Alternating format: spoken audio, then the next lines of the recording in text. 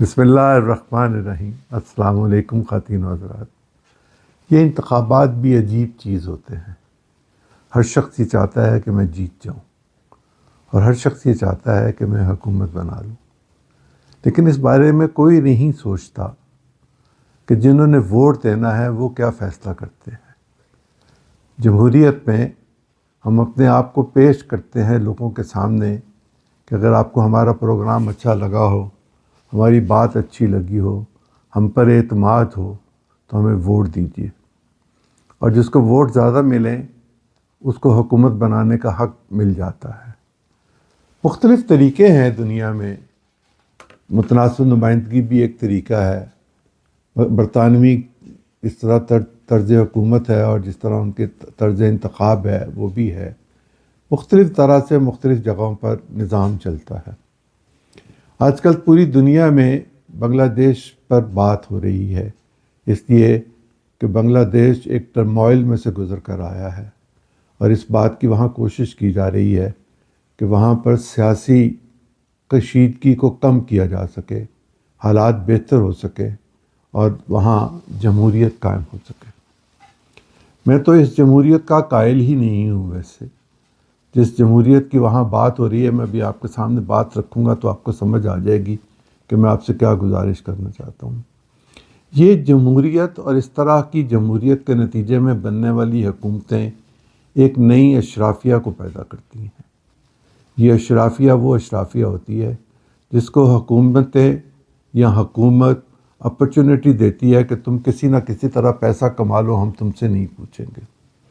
حکومت خود انتخاب لڑنے کے لیے یا سیاسی جماعت انتخاب لڑنے کے لیے پیسے اکٹھے کرتی ہے۔ پاکستان میں تو کوئی رواج نہیں ہے، بنگلہ دیش میں بھی غالباً کوئی رواج نہیں ہے کہ سرکاری سطح پر پولیٹیکل پارٹیز کو فنڈنگ جو ہے وہ دی جائے، یا ان کو ایسے منصوبے بنا کر دیے جائیں، ایسے طریقے اختیار کیے جائیں کہ وہ ٹی وی کے ذریعے اپنی کیمپین کر سکیں، ان کو ایلوکیشن آف ٹائم کر دیا جائے۔ جلسے کرنا، جلوس کرنا، اشتہار لگانا، بینر لگانا، پبلک میٹنگز کرنا، کارنر میٹنگز کرنا، ہم نے تو یہی جمہوریت دیکھی ہے۔ اور پھر ہم نے ایک وقت وہ بھی آیا جب دیکھا کہ گالی گلوچ، الزام، دشنام ترازی، خواتین کے بارے میں گفتگو، یہ سب کچھ بھی ہم نے دیکھا، اور ہم یہ سمجھتے تھے کہ ہم مہذب جمہوریت کی طرف جا رہے ہیں۔ شاید ایسا ہی بنگلہ دیش میں بھی ہوتا ہے، بلکہ یقیناً ہوتا ہے۔ آپ کو سن کر حیرانگی ہوگی کہ 2018 کے الیکشن میں غیر قانونی طور پر وہاں حسینہ واجد صاحبہ میں جو حکومت میں تھیں، جنہوں نے اس نظام کو بدل دیا تھا کہ کیئر ٹیکر گورنمنٹ ہو، جیسے پاکستان میں ایک کیئر ٹیکر گورنمنٹ آتی ہے، لیڈر آف دی اپوزیشن اور پرائم منسٹر کی مرضی کے مطابق پرائم منسٹر کا فیصلہ، انٹرم پرائم منسٹر کا فیصلہ کیا جاتا ہے۔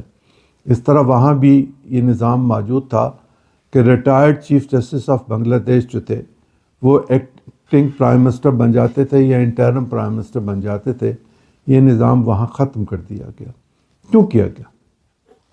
اس پر اگر غور کیا جائے تو میں نے پچھلے ایک پروگرام میں بھی گزارش کیا تھا کہ وہاں ترتیب سے یہ بات کہی جا رہی تھی، سمجھی جا رہی تھی، سمجھائی جا رہی تھی، حکمت عملی اختیار کی گئی ہوئی تھی، عمل کیا جا رہا تھا کہ بھارت کی بالادستی کے اگر کچھ راستے بند ہیں تو ان راستوں کو کھول دیا جائے اور بھارت ہی کا ایک صوبہ بنگلہ دیش بن کر رہ جائے عملی طور پر، باوجود اس کے کہ بنگلہ دیش اپیرنٹلی ایک ساورن کنٹری ہے، لیکن بھارت کی ہیجمنی کے نیچے اس کی ساورینٹی کو غصب کیا جا چکا تھا۔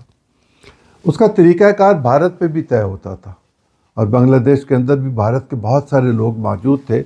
اور مجھے تو کسی ایک بزرگ میرے عزیز نے یہ بتایا کہ یہ تاثر غلط ہے کہ کسی زمانے میں وہاں 20-21% ہندو ہوتے تھے۔ وہ اس وقت کے معاملات جو تھے ان میں اسی طرح کیا گیا تھا جس طرح کراچی کی مردم شماری کے بارے میں لوگ بہت ساری بات کرتے ہیں، لیکن مردم شماری کے اصل حقائق کو کوئی تسلیم کرنے کے لیے تیار نہیں ہوتا۔ اس طرح وہاں بھی 8-9% ہی تھے، اور یہ 8-9% ہی ابھی بھی موجود ہیں۔ ایسا کچھ نہیں ہوا کہ وہاں سے لوگ چلے گئے اور انہوں نے انڈیا میں جا کے پناہ لے لی یا ان کو گھسیٹ دیا گیا، جبکہ بھارت کے اندر وہ لوگ جو مسلمان ہیں اور بارڈر کے قریب رہتے ہیں، ابھی کل ہی اور آج ہی اخبارات میں بنگلہ دیش کے تصویریں چھپی ہیں کہ جن کو وہاں دھکا دے کے دھکیل دیا گیا سرحد کے دوسری طرف کہ تم بنگلہ دیشی ہو، جبکہ وہ بنگلہ دیشی نہیں ہیں، وہ بھارتی ہیں۔ یہ کام آسام سے بھی کیا جاتا ہے، یہ مغربی بنگال سے بھی کیا جاتا ہے، یہ جانے کہاں کہاں سے، میانمار سے بھی کیا جاتا تھا، ابھی بھی کیا جاتا ہے، اور کہاں ان بیچاروں کے ساتھ ظلم ہو رہا ہے، وہ بے زمین شہری بن کر رہ کے ہوئے ہیں۔ میں بات آپ سے کہہ رہا تھا کہ یہ جو انتخاب کا نظام ہے اس میں پیسہ بہت خرچ ہوتا ہے، اور پیسے سے بچنے کے لیے کوئی راستہ اختیار نہیں کیا جا سکتا اس جمہوریت کے طرز کو اگر آگے لے کر چلنا ہے۔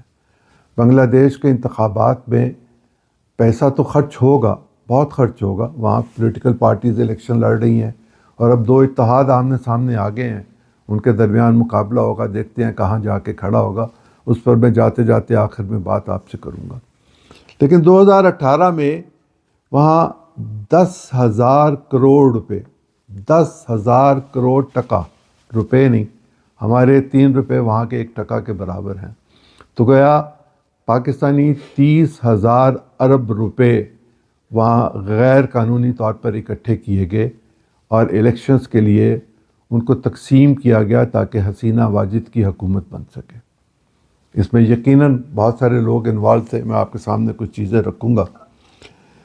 یہ قانون نافذ کرنے والے اداروں کو پیسے دیے گئے کہ وہ اپنی لا انفورس کے ذریعے لا کو انفورس کرنے کی بجائے وہاں پر دھاندلی کا ایسا نظام قائم کر کے دیں کہ حسینہ واجد انتخاب جیت جائے۔ اس میں کیا کیا ہوا، اس کا نام رکھا گیا تھا آدھی رات کے انتخابات، مڈ نائٹ الیکشن، یہ پروجیکٹ کا نام تھا۔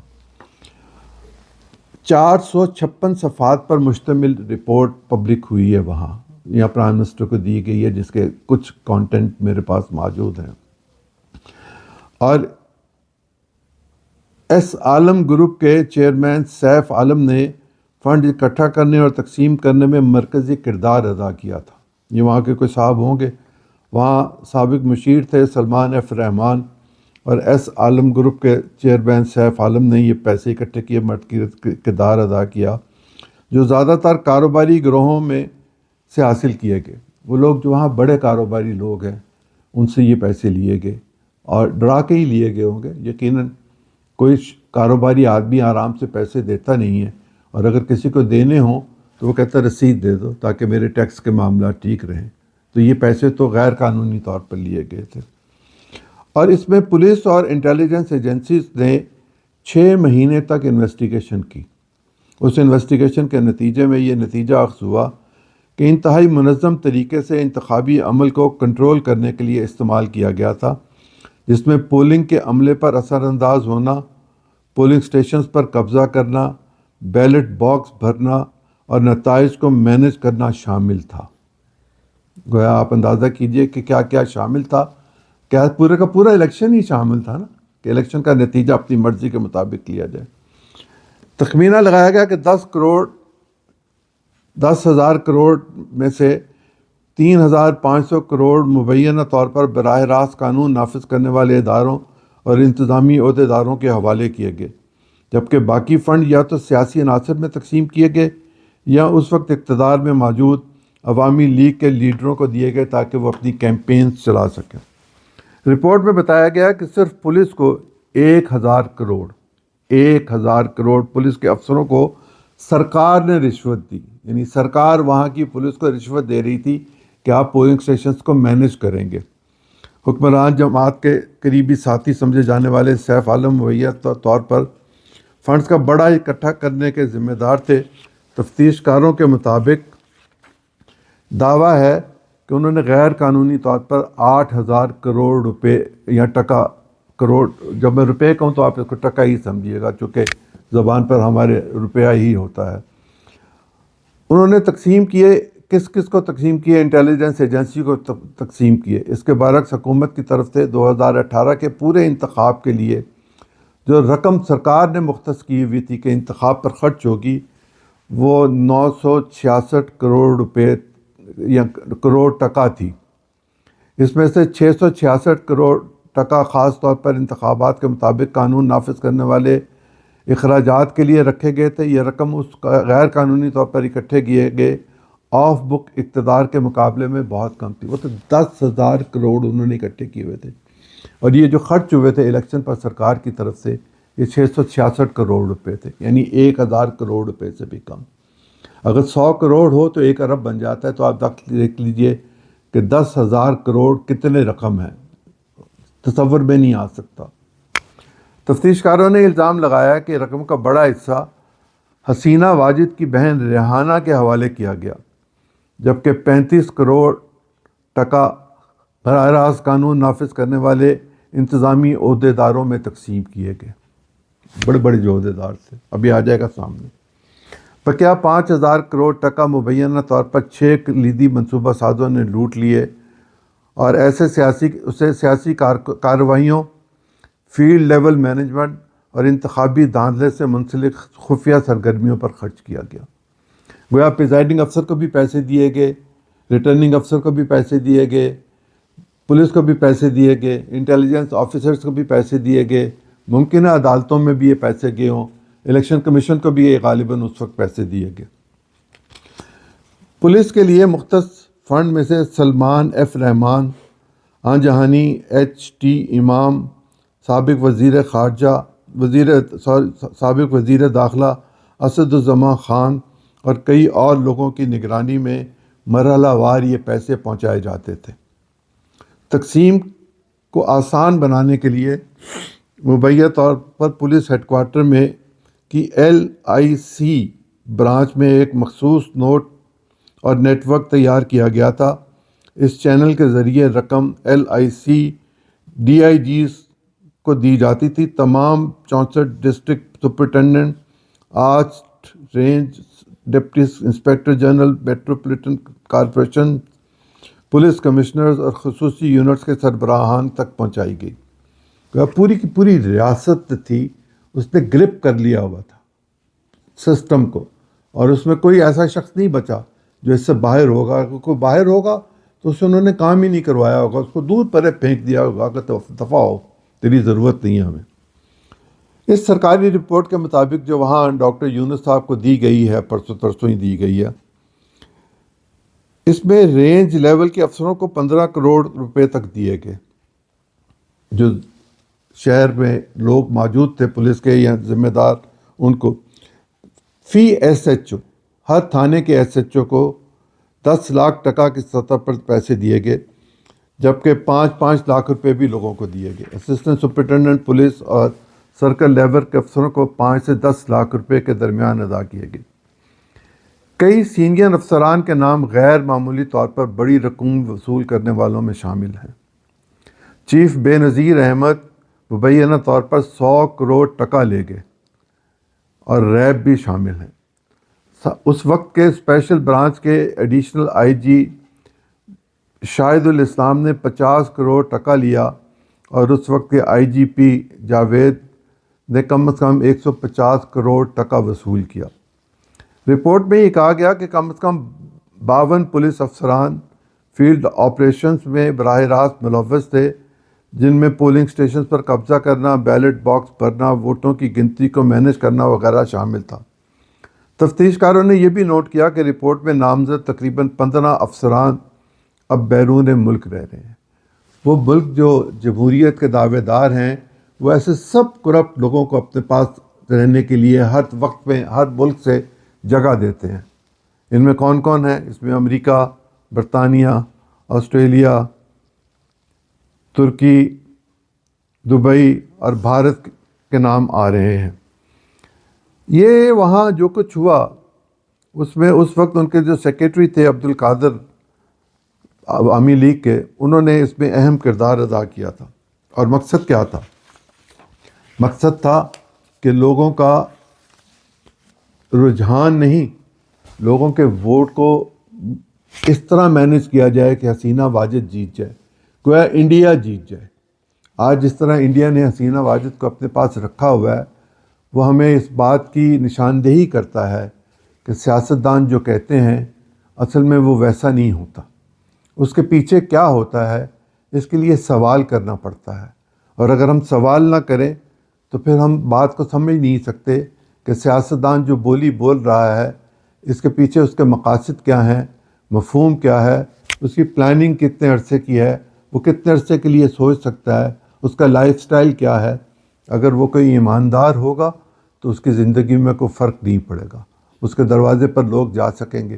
اور اگر کوئی ایماندار نہیں ہوگا جس پر کرپشن کے الزامات ہوں گے تو وہ کہیں پبلک میں جانے کے قابل ہی نہیں ہوگا، وہ ڈرے گا، اس کے اندر ایک خوف ہوگا، اور اس خوف کو دور کرنے کے لیے ریاستی مشینری کو استعمال کیا جاتا ہے۔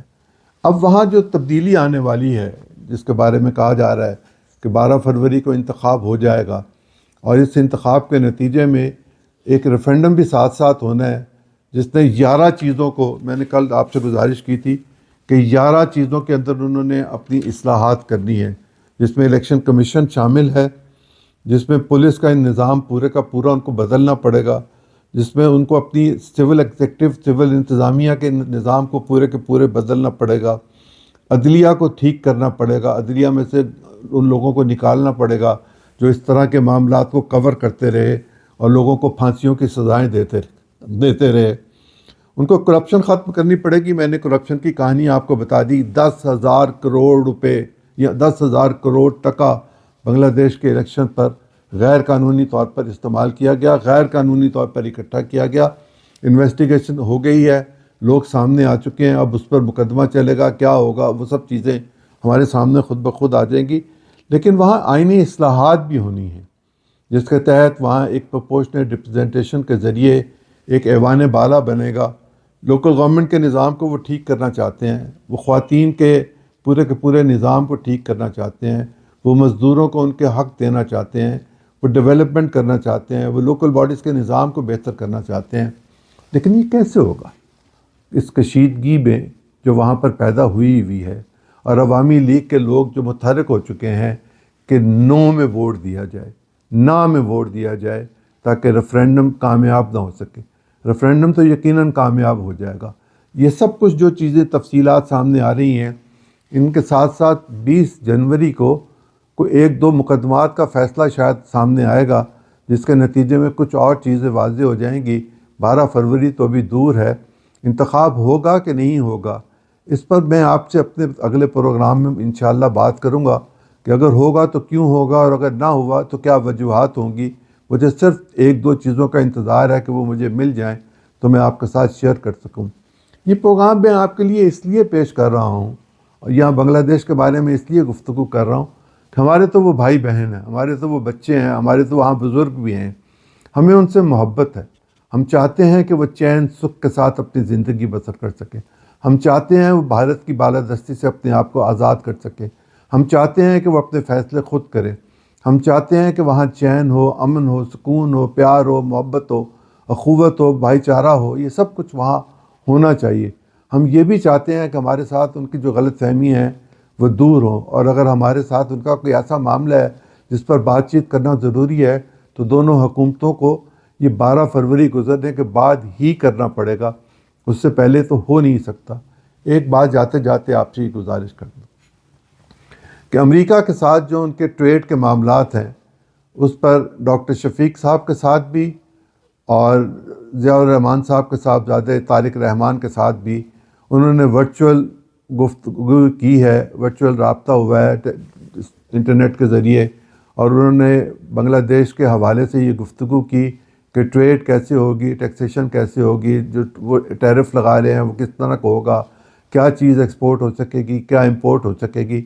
تو امریکہ کی دلچسپی بنگلہ دیش میں اب تھوڑی ذرا زیادہ ہے، پہلے بھی کافی تھی، اب بھی زیادہ ہے، لیکن وہاں دیگر بڑی قوتیں بھی اپنے اثر کو قائم رکھنا چاہتی ہیں، لیکن بھارت کے اثر کو وہاں اب کوئی برداشت نہیں کرنے کو تیار۔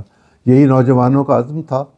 اور ایک اور چیز جو آپ سے گزارش کر دوں کہ وہاں اسلامی آندولن ایک پارٹی ہے جو جماعت اسلامی کے ساتھ اتحاد میں جا رہی تھی، لیکن انہوں نے یہ فیصلہ کیا کہ وہ انڈیپینڈنٹلی الیکشن لڑیں گے۔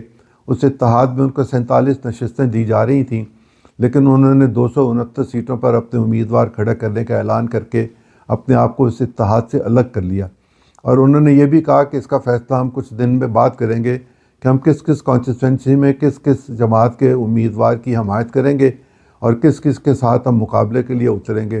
دیکھتے ہیں کیا نتیجہ نکلتا ہے. آج کے لیے اتنا ہی، اجازت دیجیے. اللہ حافظ.